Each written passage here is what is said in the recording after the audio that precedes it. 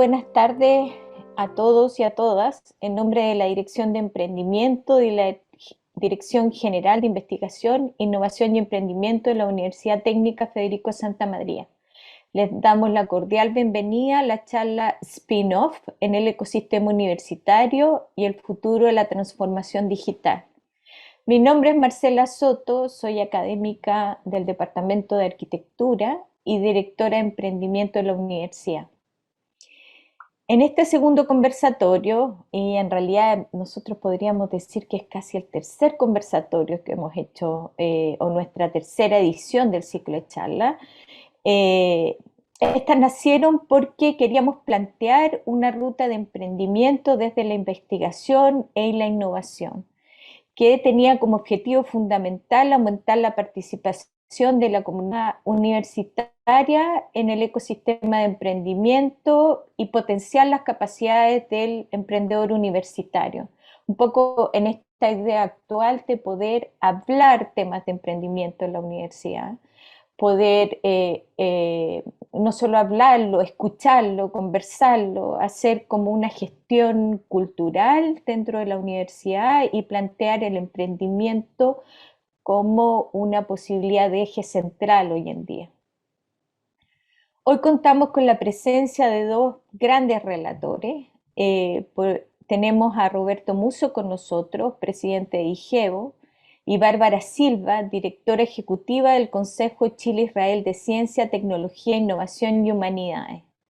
Este conversatorio específicamente tiene como objetivo incentivar la transferencia de conocimiento a través de un trabajo multidisciplinario desde la experiencia de nuestros relatores y cómo su experiencia sienta un precedente en la creación efectiva de spin-off y emprendimientos surgidos bajo el alero de la Universidad Federico Santa María, pero bajo el alero del ecosistema nacional e internacional. La discusión es bastante amplia.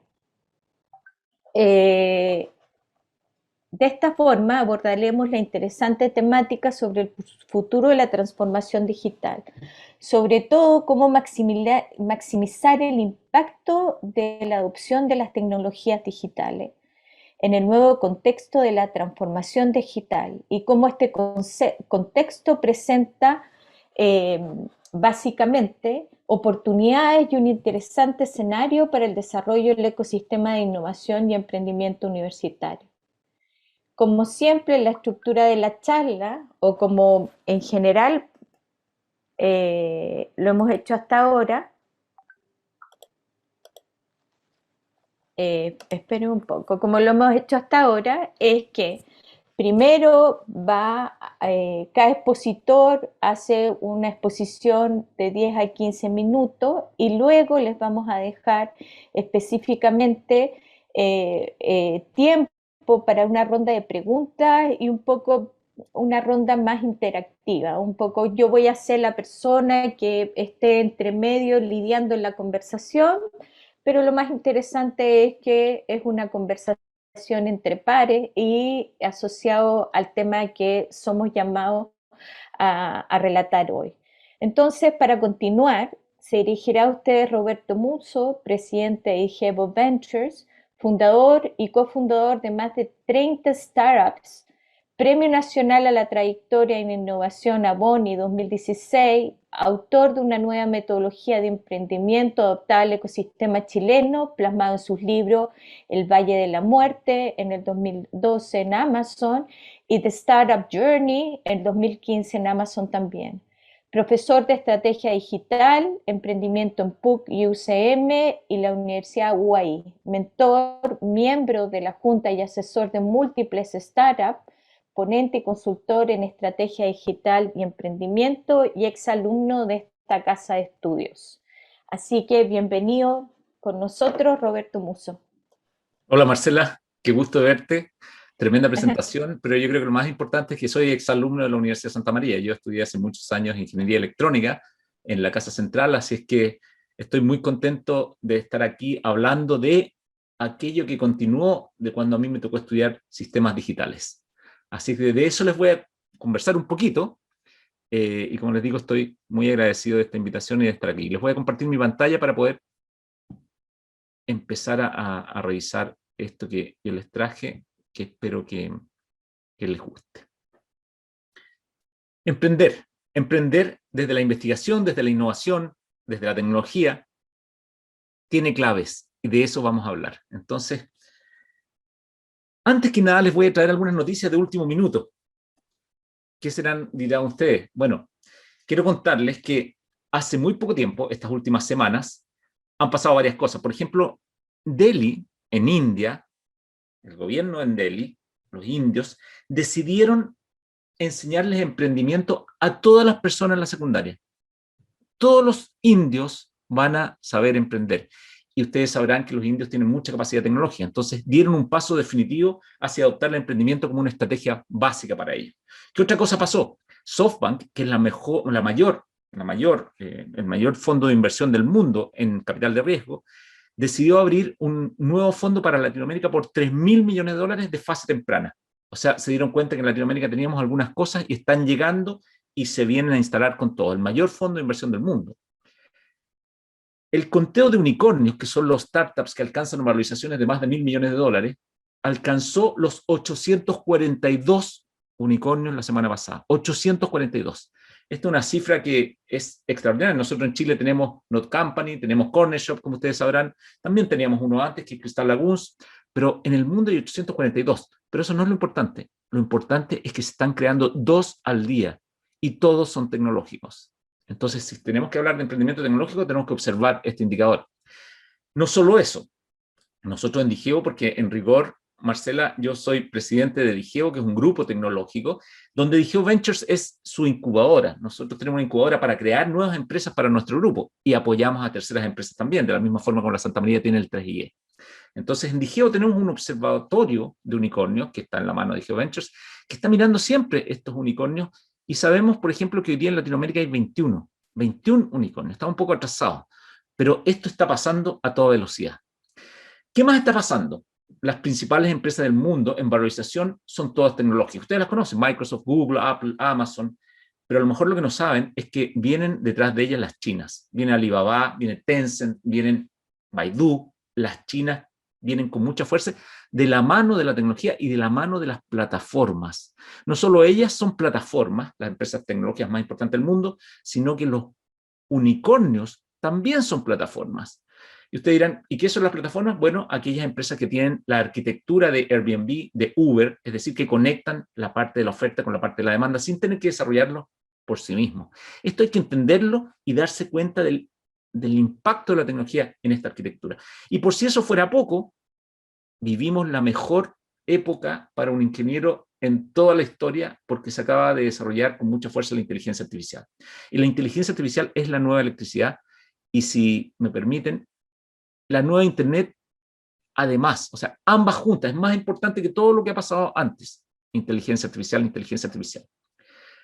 Nosotros en Digeo, de la mano de nuestra incubadora Digeo Ventures, sabemos que el emprendimiento ya no es ciencia oculta, ya no es arte, sino que es una disciplina que se puede estructurar en pasos específicos y, como es una disciplina que se puede estructurar, se puede enseñar.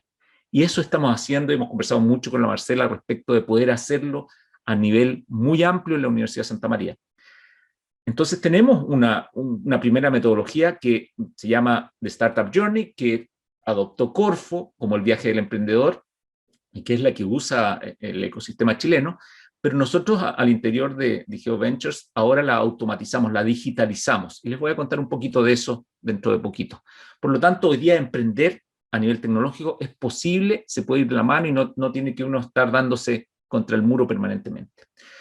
Pero todavía persisten algunas claves, o secretos si ustedes quieren, algunas claves que hay que conocer para emprender con éxito. Primero, el emprendimiento es tecnológico, ¿cierto? El emprendimiento debe surgir del nuevo conocimiento que se crea en las universidades en todos los ámbitos. Por eso es muy importante la colaboración de las universidades con el sector emprendedor y con el sector empresarial.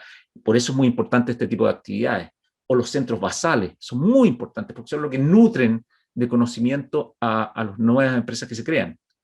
Pero además esas nuevas empresas tienen que seguir algunas claves específicas. Y yo les voy a contar 3, porque no tengo tanto tiempo. La primera es que el emprendimiento tiene fases que no se deben romper. Uno típicamente tiene una idea y dice, mira, tengo esta idea de esta tecnología, voy a salir a venderla. Error, eso no va a funcionar. Las fases son las que aparecen acá. Y este es un modelo que nosotros hemos trabajado por muchos años. Y se los voy a dejar, a lo mejor lo pueden copiar ustedes, pero todos los emprendimientos parten de la detección de un problema que debe ser resuelto con una solución tecnológica. Y luego viene la solución, el mercado, el margen, que es muy importante en Latinoamérica, este es un proceso específico para Latinoamérica, alcanzar el punto de equilibrio, lograr apropiabilidad, que significa que yo no quiero competir con nadie porque quiero yo ganarme lo que me merezco, luego financiarme adecuadamente y escalar a nivel global. Esas son las fases. No deben ser otras. Y de lo que voy a hablar aquí es, primero que nada, de que hay que partir de un problema. Tengo que comprender cuál es el problema que voy a resolver con mi tecnología. Eso es absolutamente crítico. Miren este ejemplo. Aquí hay una empresa que se llama Casablanca.ai de Singapur, que se dio cuenta de que cuando hablamos por Zoom no nos miramos a los ojos. Mira, Marcela, no nos estamos mirando a los ojos. Para mirarnos a los ojos tengo que mirar la cámara, pero dejo de ver tu cara. Entonces ellos se dieron cuenta de que existe un problema y lo que hicieron fue visión computacional para detectar esa no mirada a los ojos y alteraron el video para hacer que estuviéramos mirándonos siempre a los ojos, con lo que desarrollan confianza. ¿Cuál es mi punto? Detectar el problema es absolutamente central como el inicio de un proyecto emprendedor. Y lo voy a dejar ahí. No cualquier problema, sino que problemas específicos que cumplan con un checklist que permita construir una empresa, ese problema, sobre ella. Después podemos hablar de eso. Lo segundo relevante de este proceso, que tiene que tener sus fases, es que en Latinoamérica, sobre todo, debo alcanzar a toda costa el punto de equilibrio, entendido como que mis gastos son financiados por mis ingresos. Si no logro eso, mi proyecto va a fracasar. Entonces ahí tenemos dos claves propias del proceso emprendedor. Punto de equilibrio, tengo que lograrlo, y para eso, yo cuando hago el proceso de emprendimiento, apenas lanzo mi empresa al mercado, me fijo exclusivamente en sobrevivir, que es alcanzar el punto de la derecha, break-even, equilibrio. Ustedes seguramente han escuchado esta frase, falla rápido, falla barato. No vale, es una frase incorrecta. Eso vale en Estados Unidos, no en Latinoamérica. Porque acá, si fallamos, no alcanzamos un punto de equilibrio y por lo tanto nuestros startups mueren. Vamos a reemplazar esa frase por diseña buenas hipótesis respecto de tu proyecto emprendedor, prueba esas hipótesis e itera, pero no falles. Sé como este coyote que alcanzó el correcaminos. La segunda clave tiene que ver con los efectos de red, y acá nos ponemos un poquito más sofisticados. ¿Qué son los efectos de red? Que no los enseñan en las universidades, lamentablemente. Les presento una plataforma. Esta es la arquitectura clásica de una plataforma, por ejemplo, Uber, donde hay un productor de un servicio o de una unidad de valor, que es un viaje del punto A al punto B, y un consumidor, que es el pasajero. Esta es una plataforma. Lo mismo vale para Airbnb, donde hay quien tiene un alojamiento con quien lo quiere consumir. Lo mismo vale para Corner Shop, donde está quien puede hacer el delivery del producto del supermercado a la casa y hay quien lo recibe en la casa. Esto es una plataforma. Pero lo importante es que las plataformas no producen los bienes que los consumidores consumen. Las plataformas tienen un foco en el vínculo que se produce entre ellas. El vínculo es su foco de trabajo. Y gracias a que se enfocan en este vínculo, las plataformas disfrutan de algo que se denomina efectos de red. Los efectos de red se producen, dicho muy fácil, cuando un producto que estoy llevando al mercado adquiere mayor valor, es decir, representa mayor valor para el consumidor en la medida que más usuarios lo usan. Es decir, mientras más se usa ese producto, es más valioso para los usuarios. Qué raro, dirán ustedes. ¿Cómo se puede producir eso? Bueno, WhatsApp es un ejemplo. Si WhatsApp es usado por pocos usuarios, no tiene mucho valor porque no me puedo conectar con nadie. Pero cuando es usado por más usuarios y más usuarios, su valor va creciendo. Lo mismo pasa con Uber. Mientras más choferes, más pasajeros, mientras más pasajeros, más choferes. En el cuadro de la izquierda abajo, en línea punteada, aparece un producto que no tiene efectos de red. Por ejemplo, este producto que me permite a mí pasar de estas láminas. Pero también aparece en la curva roja el producto que sí tiene efectos de red. Por ejemplo, un WhatsApp. Por ejemplo, Uber. Por ejemplo, cualquiera de las plataformas. Cuando uno va a hacer un proyecto emprendedor, y aquí les doy un secreto, si tuviera que hacer yo un nuevo emprendimiento, estaría haciendo primero un startup, no buscando trabajo, estaría haciendo un startup tecnológico, con tecnología digital específicamente, con arquitectura de plataforma y que implemente inteligencia artificial. Esas son las claves del emprendimiento actual. Pero como voy a hacer una plataforma, voy a capitalizar los efectos de red activamente, voy a tratar de desarrollarlos, construirlos, lograrlos. ¿Por qué necesito efectos de red? Porque cuando yo voy a buscar clientes, en la medida que le ofrezco mayor valor, el costo de adquirir esos clientes baja. Cada vez me cuesta menos adquirir esos clientes. Y como tengo más clientes, genero de nuevo más valor y el costo vuelve a bajar, hasta que el costo de adquirir clientes es cero. Eso explica que las grandes empresas actuales sean todas plataformas. Por último, la tercera clave, siendo la segunda los efectos de red, la tercera clave es inteligencia artificial. Y no quiero dejar de ser enfático para decir que la inteligencia artificial es lejos lo más importante que nos va a pasar. La transformación digital, que está más o menos conocida hasta el momento, consiste en adoptar la digitalización para rediseñar todos nuestros procesos empresariales, nuestros procesos educativos, lo que sea. Digitalizo todo. Eso es transformación digital. Y podemos hablar más de eso. Y la inteligencia artificial es el paso siguiente a la transformación digital.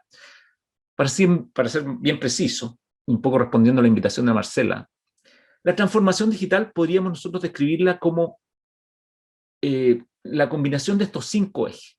Los procesos que tienen lugar en mi compañía, en cualquier actividad que yo tenga, pasan de analógicos a digitales. La arquitectura de mi compañía debe pasar de orientada al desarrollo de un producto muy lineal, cambiar hacia ser una plataforma, como las que les mostré recién. Las ideas ya no vienen desde el interior de mis compañías, de mi organización. Debo abrirme para que las terceras partes, cualquiera que esté en el mundo, puede darme alguna idea. O sea, paso a ser open. Ese es el movimiento open, ¿cierto?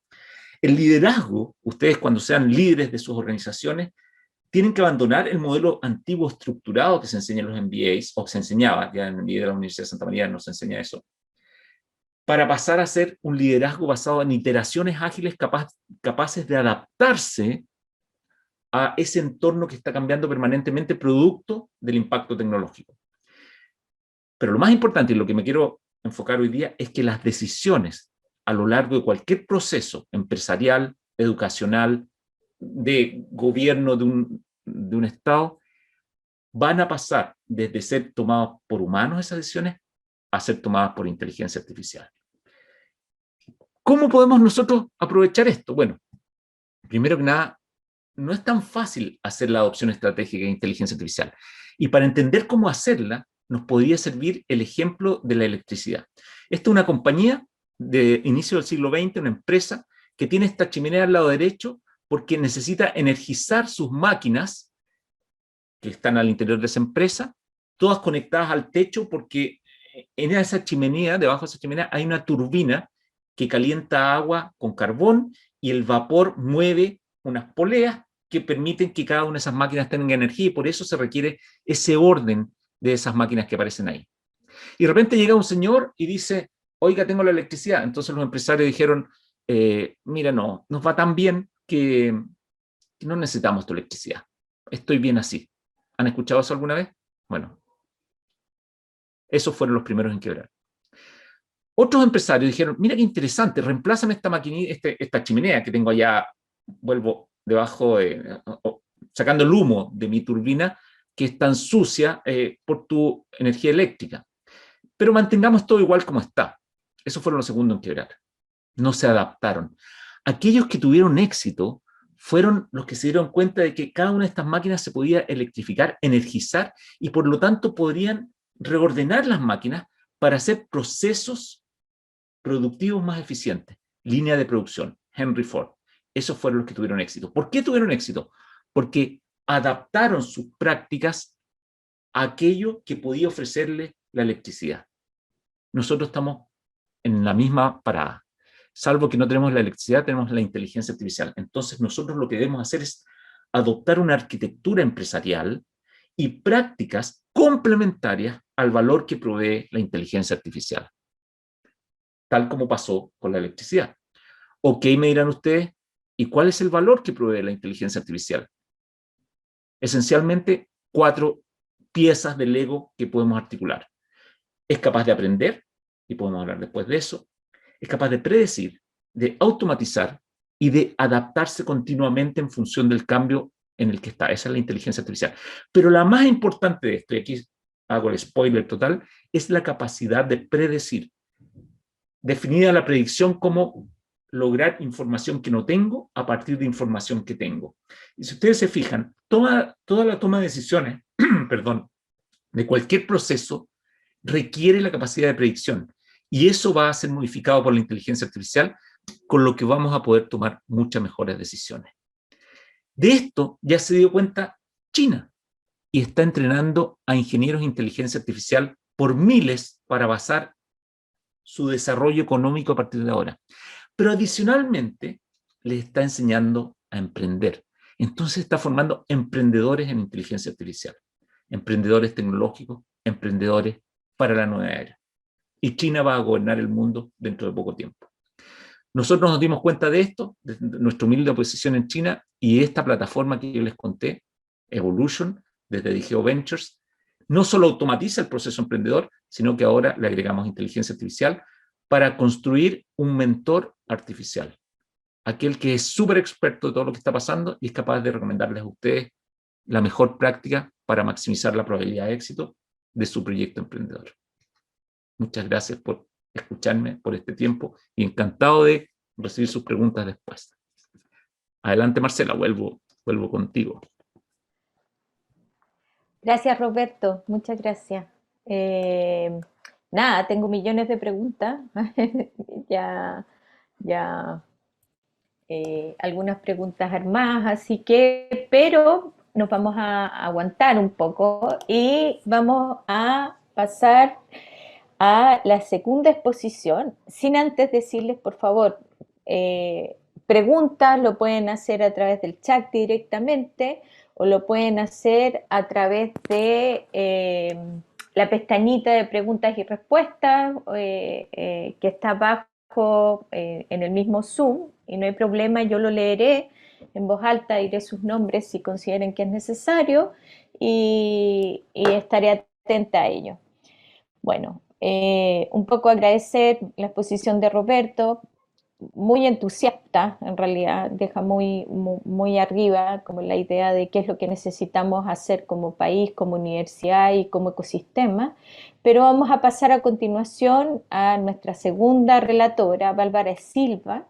Es directora ejecutiva del Consejo Chile-Israel de Ciencia, Tecnología, Innovación y Humanidades, con más de 12 años de experiencia en sustentabilidad, innovación, emprendimiento, transferencia tecnológica y desarrollos de negocios tecnológicos, además de ser consultora y speaker internacional. Trabaja en la Universidad de Chile en coordinación de proyectos tecnológicos, complejos públicos privados, fue directora ejecutiva del Consorcio Tecnológico de Sistemas y Módulos de Atacama y se desempeñó como coordinadora general del Programa Estratégico de la Industria Solar y del Programa Estratégico de la Innovación en Minería Alta Ley en Corfo. Por favor, Bárbara, adelante. Hola Marcela, hola Consuelo, Roberto. Primero que nada, agradecer la oportunidad de poder conversar de estos temas que son tan apasionantes y quedó reflejado en la presentación de Roberto. Y yo espero también agregar un grano también de efervescencia. También agradecer al Hub Apta, también porque está presente dentro del ecosistema y es un actor relevante en este tipo de cosas. Bueno, primero comentar que hemos pasado de una transformación industrial a una transformación digital, donde cada vez ha sido más rápido estas transformaciones. Pasamos de una industria 1.0 en el año 1700, donde está, como bien mencionaba Roberto, está todo lo que era la mecanización, calor, etcétera, etcétera. Después viene Henry Ford con producción en masa, energía eléctrica, etcétera.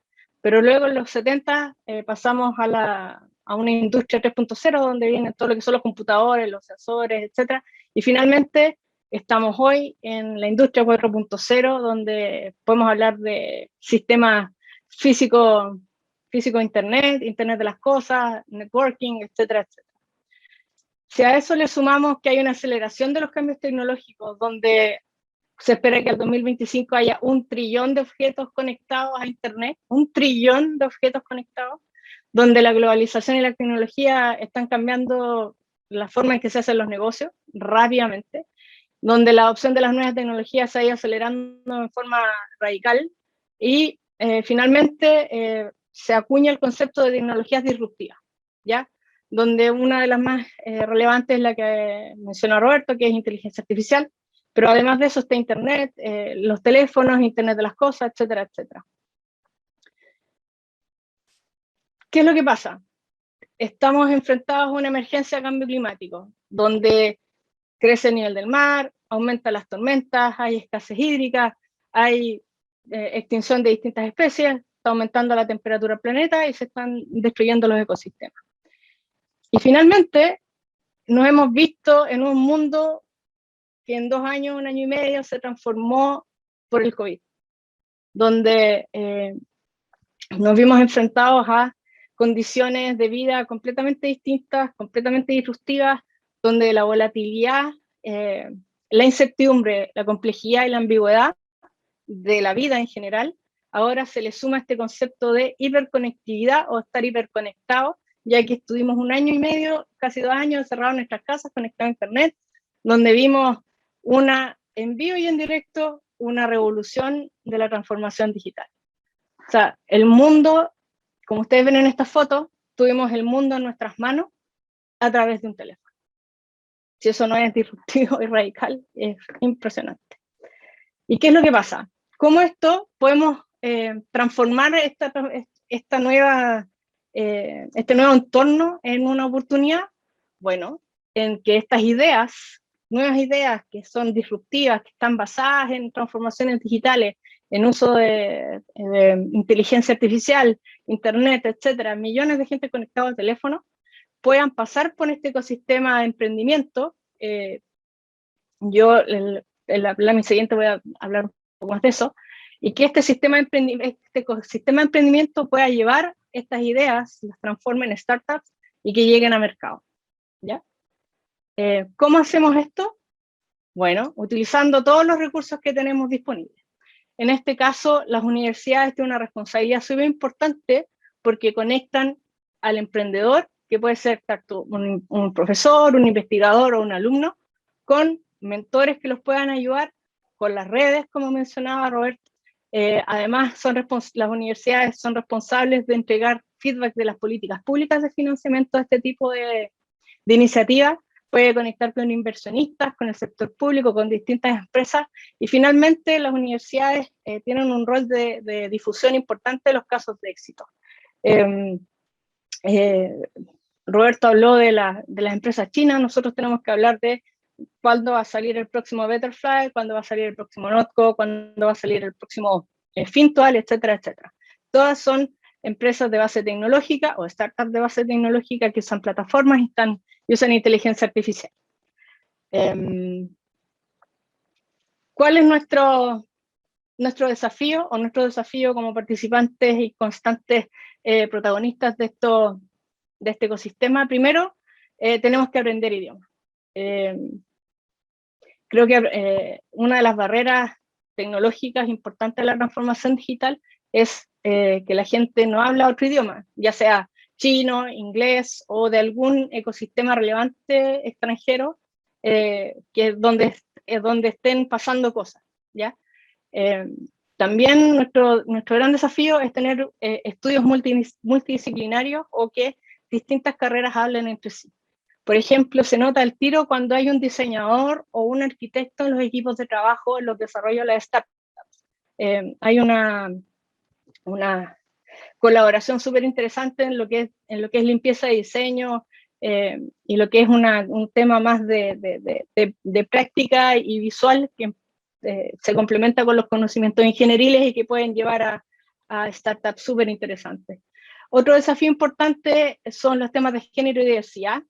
Cómo incorporamos a más mujeres ahí tener equipos más diversos, donde la diversidad es un grupo grande de diversos. O sea, pueden ser extranjeros, gente con capacidades diferentes, lo que ustedes estimen que sea diverso para poder tener equipos que entreguen distintas cosas a startups. Otro desafío es disminuir la burocracia.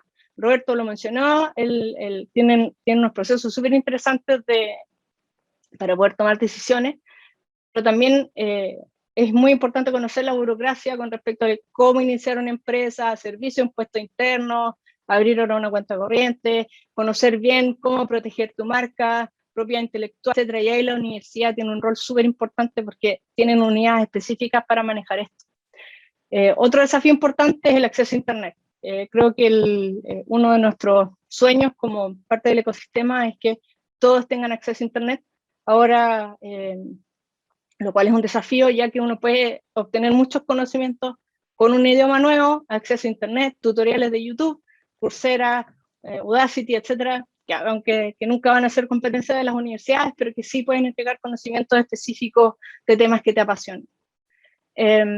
También el rol de los spin-offs es el fortalecimiento entre la universidad y el sector privado. El sector privado es un sector ávido para poder pilotear, testear, probar cosas nuevas que les permitan básicamente dos grandes cosas: bajar costos, aumentar productividad. También nuestro desafío es tener una mentalidad más local. ¿Qué significa esto? Tener la ambición de hacer soluciones globales con un foco local. Ya hemos salido al mundo, salimos al mundo, por lo tanto no podemos quedarnos con que nuestro mercado es Chile, sino que tenemos que pensar que nuestro mercado es Latinoamérica, nuestro mercado es Estados Unidos, Europa, etcétera, etcétera. También creo que lo mencionó Roberto en su presentación, es una educación temprana en temas de emprendimiento e innovación, y a eso obviamente hay que agregar la inteligencia artificial, programación, etcétera, ciberseguridad y todas esas cosas entretenidas, y finalmente aprender de las caídas.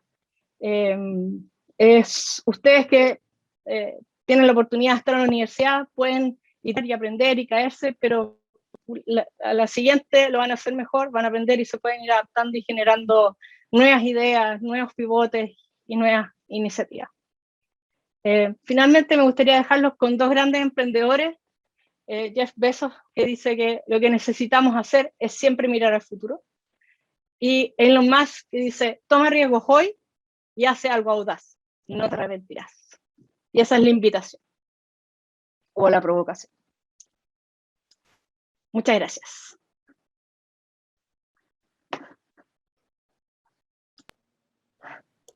Gracias, Bárbara. Excelente charla. ¿Qué querés que te diga? Inspiradora, por supuesto. Nada, gracias a los dos. Voy a iniciar alguna sesión de preguntas, que son varias preguntas que tengo acá. La primera pregunta refiere es a Roberto y plantea lo siguiente: ¿qué problemáticas y tendencias aún no son del todo cubiertas por la inteligencia artificial, sean abiertas a disrupción o anexas a soluciones ya implementadas? Buena pregunta, buena pregunta. Empezamos con preguntas difíciles a la primera, pero bueno. Yo te dije que el escenario es complicado. Está bien, está bien. Vamos a tratar de especular con una respuesta, pero una de las cosas que yo creo que es importante empezar a hacer en atención a que la inteligencia artificial, como decíamos, es más importante que la electricidad, y que cuando llegó la electricidad más valía entender la electricidad para poder usarla adecuadamente. Bueno, hoy día tenemos que entender la inteligencia artificial. Entonces, en esa comprensión, hoy día nosotros estamos viendo que se ha desarrollado mucha inteligencia artificial y se va desarrollando muy rápido, pero toda de orden vertical, es decir, inteligencia artificial específica.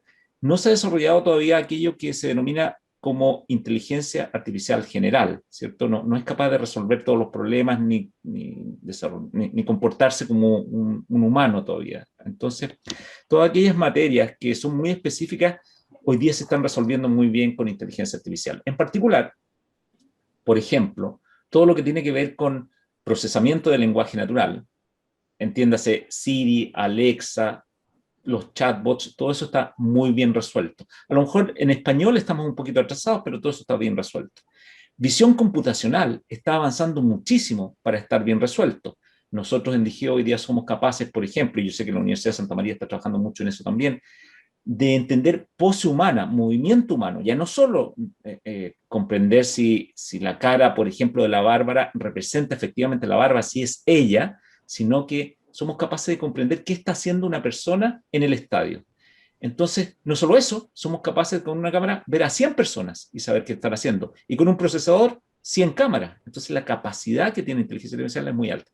Y por último, predicción, que consiste en que yo, en base a un conjunto de datos que tengo, puedo desprender, derivar, predecir el siguiente dato. Por ejemplo, si tengo 250 datos de alguien que pide un crédito, voy a poder predecir si es que ese señor va a pagar su crédito. O si tengo muchos datos del mercado, voy a poder predecir si es que mañana se van a demandar 10 o 100 helados. ¿Te fijas? Entonces, aplicaciones muy verticales. Lo que no se ha podido resolver todavía es aquello que es muy humano, pero se está trabajando en eso, aquello que requiere intuición, aquello que requiere esas características que, tal como bien decía la Bárbara, son muy humanas. Por ejemplo, creatividad en el diseño.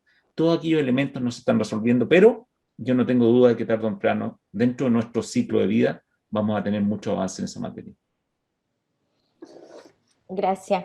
Eh, Asociado al tema de predicción, un poco que también y cantidad de datos o predecir futuros escenarios, tanto nacionales como internacionales, mi pregunta es para Bárbara y en realidad para los dos.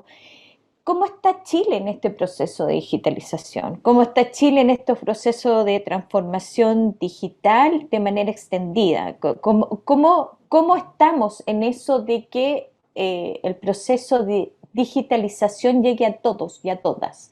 ¿Cómo está eso? Y en buenas cuentas, asociado a esa misma pregunta, el desafío como ecosistema, tanto nacional, asociado un poco a la industria, la región y al sistema mundial. O sea, ¿cómo nos comparamos o qué nos falta hacer? Porque yo creo que por ahí está también lo que habló Bárbara, esta idea de la educación o ciertas herramientas que es aprender idiomas, ponte, algo que uno le plantea a los alumnos constantemente, casi como, por favor, pero dale, Bárbara. Bueno, aquí hay que verlo de dos formas. Una es la forma interna y la otra es cómo nos comparamos con nuestra región directa, ¿ya? A nivel nacional, hubo una explosión de interconexión gracias a la pandemia, ¿ya? Y eso llevó, tanto por necesidad como por apurarse a responder a nuevas condiciones de mercado, a digitalizarse. Ahora, ahí hay que hacer dos grandes cosas. Hay que aclarar conceptos o ponernos de acuerdo en el español. Porque una cosa es el emprendimiento tradicional, que es un almacén o hacer tortas, etcétera, versus lo que es un emprendimiento de base tecnológica, que es otra escala, es otro impacto, etcétera. A nivel de lo que es emprendimiento tradicional, el sector público hizo grandes esfuerzos para elevar las herramientas posibles. Por ejemplo, el tema de la clave única es una tremenda herramienta que sirve es parte de la digitalización, pero estamos bajos, por ejemplo, en lo que es que todo Chile esté conectado a Internet, ¿ya? Ese es un tremendo desafío a nivel estructural. Bueno, Elon Musk está instalando, ahí Roberto me puede complementar con algunos datos, pero Elon Musk está instalando Internet satelital. Ya empezaron a salir ciertos problemas, o sea, ciertos planes de Internet satelital. Todos vimos cómo en la pandemia decíamos voy atrasado, era, oye, es que tengo ETR, no sé si se puede decir, pero era un tremendo problema de conexión, era un problema de conexión, entonces era como, oye, es que tengo ETR, ¿cachai? Por eso no me puedo conectar. Entonces, y eso llevó a la explosión también de la instalación de fibra óptica.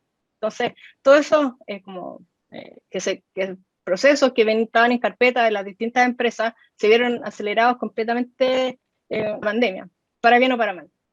Con respecto a la región, estamos muy bien.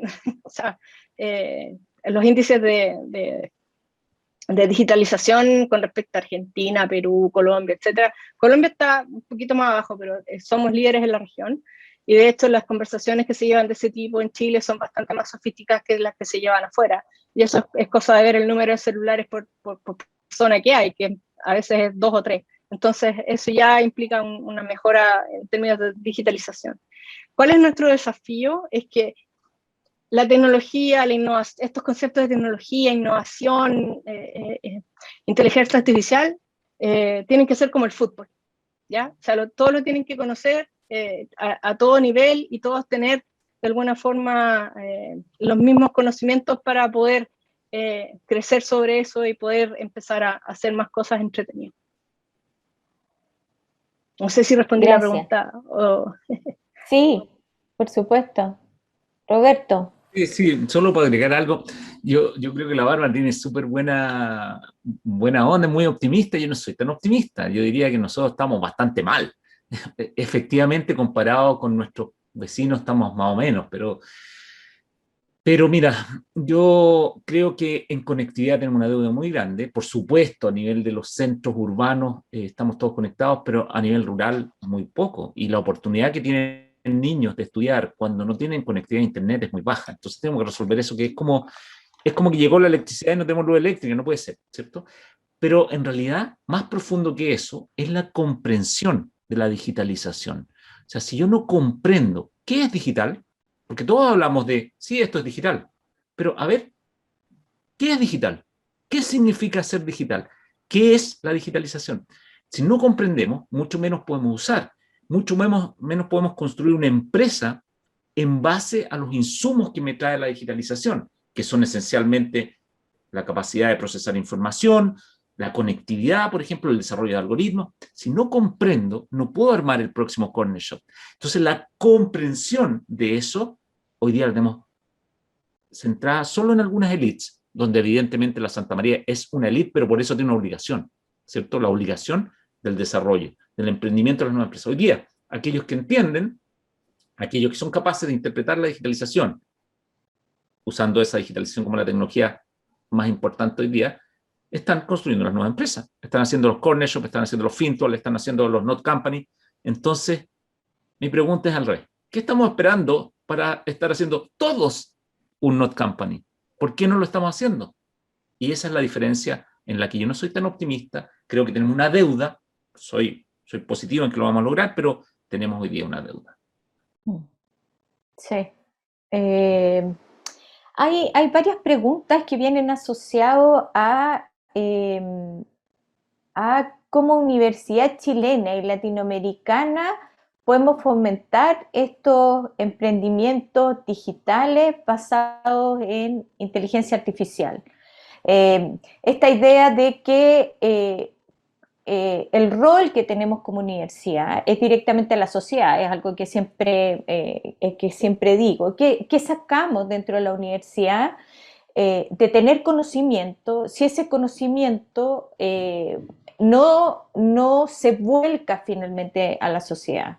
Y de alguna manera, bajo el paradigma del emprendimiento, debería ser volcarlo hacia la necesidad y a predecir futuro, que en buena cuenta que eso es lo que podemos hacer. Somos, no sé, la universidad es llamada a decir no lo que está pasando solamente ahora, sino poder predecir futuro. Eso es lo que hacemos al interior. Algo que no está pasando lo estamos prediciendo. Entonces, un poco bajo ese contexto, pregunta Rafael Espinosa, la universidad chilena y latinoamericana, ¿cómo puede fomentar estos emprendimientos digitales basados en inteligencia artificial? Roberto. Voy yo. Ya, perfecto. Aquí a lo mejor vale la pena hacer la referencia que a mí me toca hacer clases por opción en posgrado en varias universidades chilenas y mi clase es de estrategia digital y mi otro curso es de emprendimiento. Entonces, conozco bastante bien lo que están haciendo varias universidades, incluida la Santa María. Ahora, para responder, lo que yo creo que las universidades tienen que hacer es ser muy decididas, salir un poco de la burocracia, ser muy decididas, un poco como los chinos que yo mostraba, y enseñarles a todos sus alumnos a programar. Ustedes dirán, este gallo se volvió loco. No, todos deben programar, por ejemplo, los ingenieros comerciales, y además a todos sus alumnos a emprender. Cuando logremos que todos sepan programar, que no es saber programar, no importa saber un lenguaje, no importa saber Python, lo que importa es una forma de pensar que es digital. Y cuando todos estemos enfrentados al proceso de emprender, vamos a tener la masa crítica de emprendedores digitales que van a ser capaces de mover realmente la aguja de la economía local. Si no hacemos esto, estamos condenando a todos los alumnos simplemente a tener que salir a buscar trabajo, a donde alguien inventó una empresa y tiene un sueño y ese alumno va a vivir el sueño de otro. Como dice bien Steve Jobs, sí, la Bárbara me decía, dame datos. Bueno, no, necesitamos emprendedores que sepan programar, así de simple. Ahora, la relación entre la universidad y el sector privado debe ser mucho más fluida, la transferencia tecnológica debe ser mucho más fluida, debe ser no burocrática, debe ser mucho más adecuada para que cualquiera que pueda emprender pueda usar un conocimiento que se ha creado en la universidad, y la universidad, los alumnos y los profesores que han desarrollado ese conocimiento se beneficien de eso. Hay un profesor en esta universidad que me dijo, me encanta ser profesor, pero quisiera llegar a hacer clases en Ferrari. Y ese es el espíritu. Espero contestar. Sebastián Antimán pregunta los... Sí, Bárbara, dale. Sí, por supuesto. Un poco. Totalmente de acuerdo, Roberto. O sea, todos deberíamos aprender a programar. Creo que, o sea, sabiendo que el próximo petróleo son los datos, el manejo de datos, todo lo que es inteligencia artificial se alimenta de datos, nosotros deberíamos poder hacer eso. Pero llevándolo más a la realidad de las universidades, yo creo que sería súper importante abrir espacios de conversación, porque ¿qué es lo que pasa? A veces los alumnos, potencial emprendedor, no tiene el espacio de hacer feedback de lo que está pensando, ¿ya? Entonces sería, creo que faltan espacios de, oye, ¿sabes qué tengo idea? ¿Qué piensas? Entonces, es como tú hablaste rápido, diseña hipótesis rápidas, lo que decía tu lámina, yo creo que abrir esos espacios dentro de la universidad con otros profesores, etcétera, con otros miembros del ecosistema es súper interesante, porque en el fondo primero aumentas la calidad de las ideas que llegan finalmente y generas redes. Tú hablaste mucho yo soy una convencida del poder de las redes, entonces así los mismos, todos se van conociendo, todos van entendiendo y van creando ideas. Entonces tal vez siempre es súper interesante armar espacios por eso son súper útiles este tipo de webinars, porque abre la conversación, pero además dentro de las universidades, en todas las universidades, porque lo he visto en varias, abrir espacios de conversación entre los alumnos, oiga, profe, tengo esta idea, no sé qué, y no solamente remitirlo, por ejemplo, a una tesis, porque a ti se te puede ocurrir la tecnología o la inteligencia artificial que solucione el cambio climático en primer año de universidad. Entonces la idea no es que esperes hasta que saliste de la universidad para tener tu startup. Ahí yo creo que Roberto está de acuerdo conmigo en eso. O sea, perdimos mucho tiempo. Totalmente de acuerdo. Tener esa solución. Totalmente de acuerdo. Sobre todo en el concepto de que la velocidad que se requiere hoy día por parte de un equipo cualquiera no se logra porque ese equipo se levante más temprano o estudie hasta más tarde ni coma más rápido. Se logra a través de colaborar con terceros. Solo eso nos da los saltos de avance que nos permiten alcanzar la velocidad que se requiere para el desarrollo económico actual. ¿Te fijas? Piensa que hoy día el unicornio más rápido que se ha creado, se creó en 15 meses. O sea, desde que yo tuve la idea hasta que se transformó en una empresa de $1.000 millones, pasaron solo 15 meses. De esa velocidad estamos hablando en el mundo hoy día. 2 unicornios al día está creando. Entonces necesitamos acelerar. Y la forma única que permite ese nivel de velocidad es la colaboración.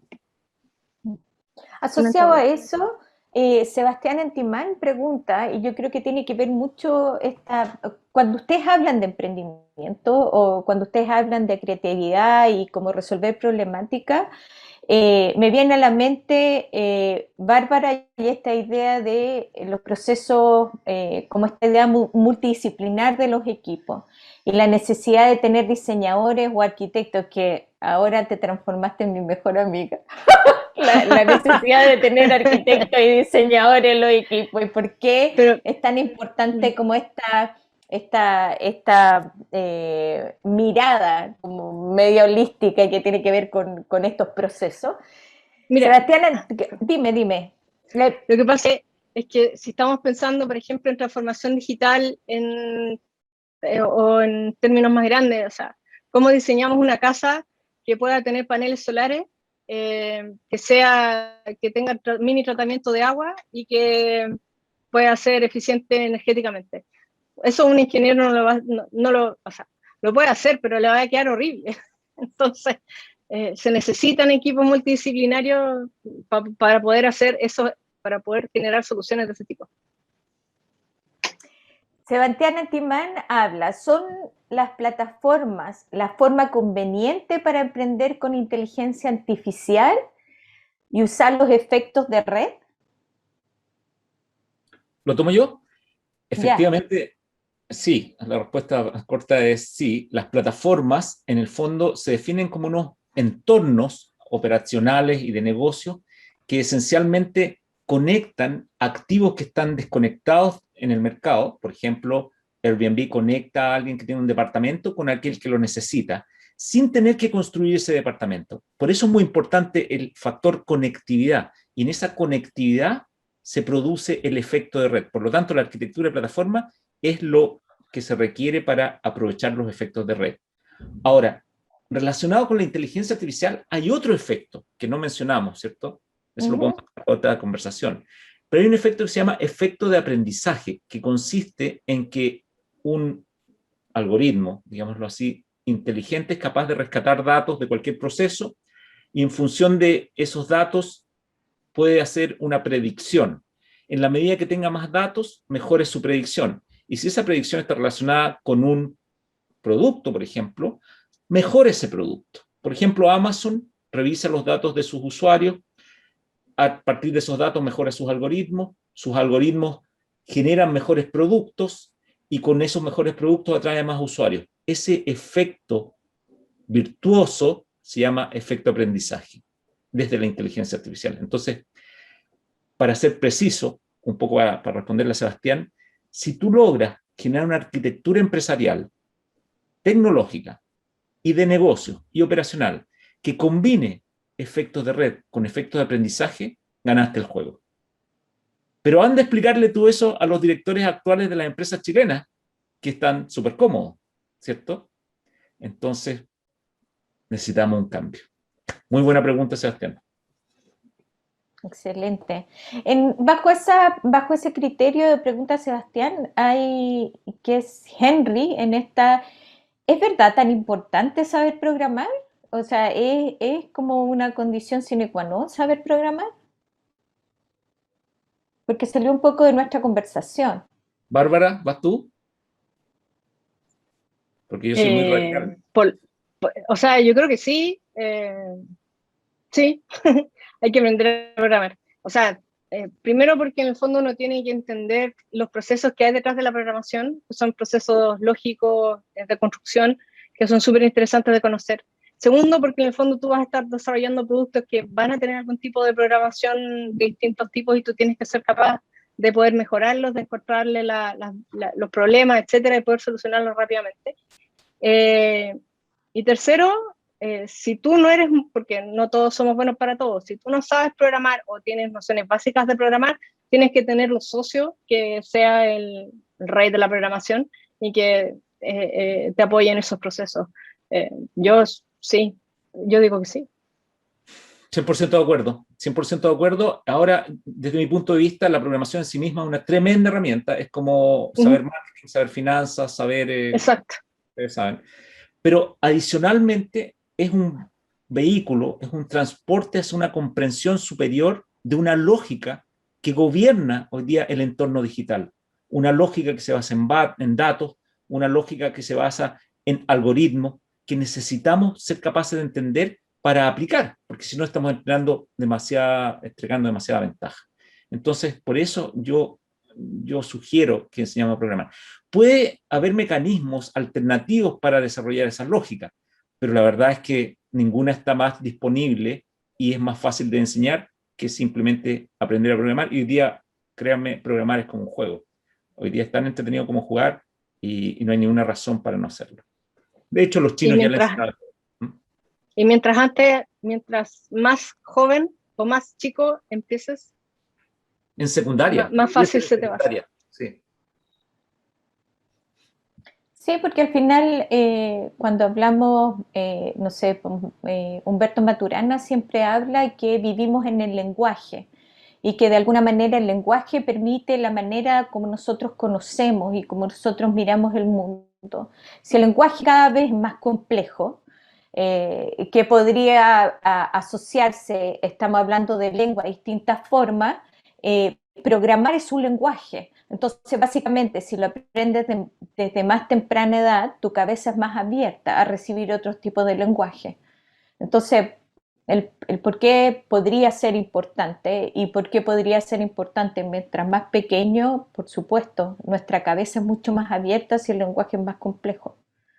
Entonces, nada, unas últimas preguntas que se los hago a los dos y en realidad tiene que ver con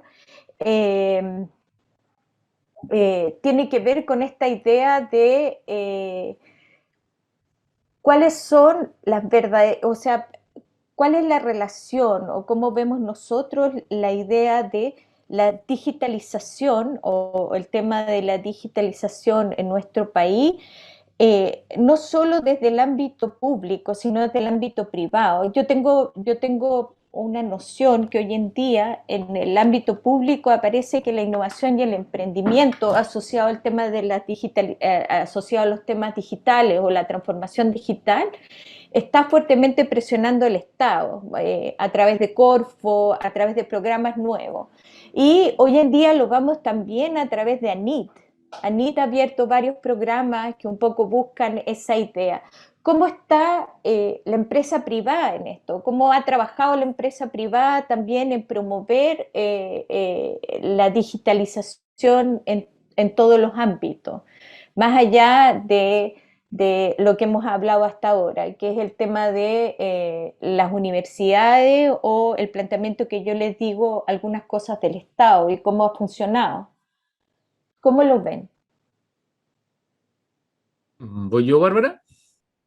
Mira, yo creo que como en todas las cosas, a nivel privado, hemos tenido una situación en Chile, en particular, que es producto de una historia, ¿cierto? En Chile, ustedes saben la situación económica que hace que la distribución de la riqueza sea poco equitativa, y eso es producto de que poca gente ha tenido el control de grandes empresas, y básicamente eso se ha prolongado en el tiempo y ha habido poco estímulo a la competencia. Eso es muy importante.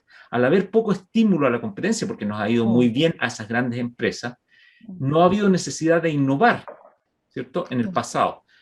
Y eso ha retrasado la adopción de tecnologías disruptivas, porque ¿para qué voy a correr riesgos si me va tan bien? ¿Cierto? Entonces, eso ha sido un problema para la innovación y para la adopción de las tecnologías digitales. Ahora, eso está cambiando, porque con la conectividad también digital, llegan a Latinoamérica y a Chile en particular grandes players como Amazon, como Alibaba, que ustedes conocen, como Netflix, ¿cierto?, que empiezan a quitarle el almuerzo a las empresas tradicionales. Y los usuarios empiezan a estar conectados desde sus teléfonos móviles con esa oferta y empiezan a ser muy exigentes respecto de la empresa tradicional. Por lo tanto, empiezan a ver los incentivos para la innovación. Y en un alto porcentaje esa innovación va a venir de la digitalización. Toda esa explicación es para decir, mira, como en todo, en los sectores industriales hay una distribución de probabilidad, digamos, que de alguna forma representa que algunos pocos están muy avanzados y muchos están muy retrasados. Entonces, esa es la realidad. Pero va a cambiar, porque ahora está empezando este movimiento de digitalización post-COVID, de transformación digital, de adopción de estas nuevas tecnologías. Sí, lo agrego a la pregunta.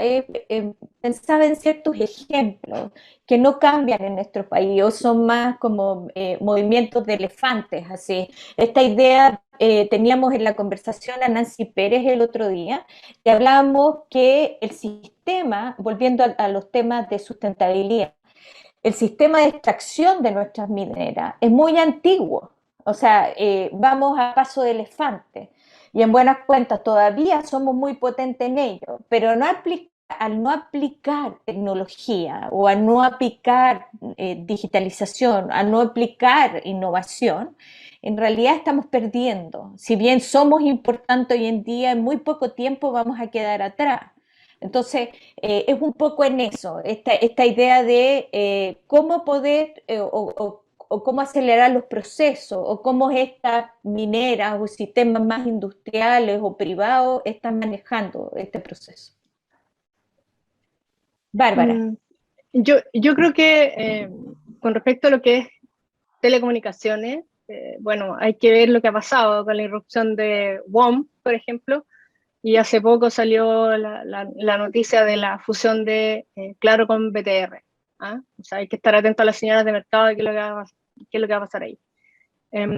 Lo que sí, en general, todo lo que implica, o sea, sería irresponsable por nuestra parte hablar de minería porque tienen una problemática completamente distinta a la nuestra, las escalas de innovación son completamente distintas, o sea, lo que tiene que ver con transformación digital es mucho más rápido con respecto a lo que puede llegar a ser una transformación en minería, ¿ya? Pero sí hay que estar atento a las señales de mercado y no estamos tan lentos. Y lo que sí, lo que comentaba Roberto con respecto al sector privado, yo creo que el sector privado sí ha sido reactivo y en ese sentido el sector público ha tenido que levantar. Yo creo que hay un problema también de datos, de información, porque en el fondo, ¿cuál era la línea base de lo que estamos hablando con respecto a la digitalización? O sea, antes del COVID había 100 empresas que estaban digitalizadas y después eran 5.000, entonces se tuvo que empezar a levantar información súper rápido, etcétera. Entonces ahora tenemos un poco más de información como para poder dar algún tipo de explicación o de mirar al futuro. Y yo creo que en eso sí, por lo menos el Ministerio de Economía ha sacado hartos estudios con respecto a lo que es, o está levantando información para poder sacar estudios con respecto a la digitalización de las pymes, así que hay que estar atentos a eso. Perfecto. Bueno, ya estamos cerrando, estamos casi en la hora, cumpliendo un poco con el calendario para respetar los horarios de todo el mundo. Oye, les agradezco enormemente a Roberto Musso y a Bárbara Silva habernos acompañado hoy en día. Después esto tiene varias repercusiones porque empiezan los alumnos a escribirnos que gracias, que no sé qué, los mismos profesores nos escriben. Entonces, nada, agradecerles porque las charlas creo que es importante en este camino de gestión cultural que hemos tratado de llevar desde la Universidad Santa María. Muchas gracias a los dos y muchas gracias a todos y a todas por estar hoy en día aquí. No, gracias a ustedes por el gusto por invitarnos a mí en lo particular a tener el gusto de presentar y compartir con la Bárbara, que me encuentro súper potente, y contigo, Marcela, así que encantado. Gracias, Roberto. Muchas gracias y disponible para seguimientos, otras charlas, etc. Gracias, Bárbara. Oye, un gusto a los dos. Muchas gracias. Que estén muy bien. Chao. Igual. Chao, chao.